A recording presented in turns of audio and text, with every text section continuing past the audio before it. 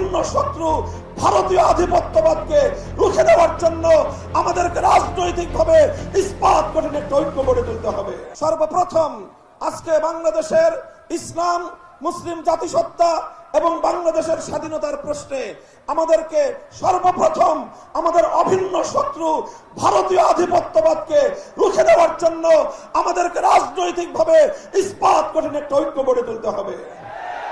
ভারতীয় আধিপত্যবাদ রুখে দেওয়ার জন্য আমাদের যে ঐক্য করতে হবে, সেখানে যেভাবে আমাদের ইসলামপন্থীদের বলিষ্ঠ ভূমিকা থাকতে হবে, ঠিক তেমনি ভাবে জাতীয়তাবাদী সহ দেশপ্রেমিক সকল শক্তিকে ঐক্যবদ্ধ করে এই আধিপত্যবাদকে আমাদেরকে রুখতে হবে। ফ্যাসিবাদ এবং তার দোসরদেরকে বাংলাদেশের রাজনীতিতে পুনর্বাসন ঠেকানোর জন্য আমাদের গড়ে ওঠা ইস্পাত কঠিন রাজপথের ঐক্য ধরে রাখতে হবে।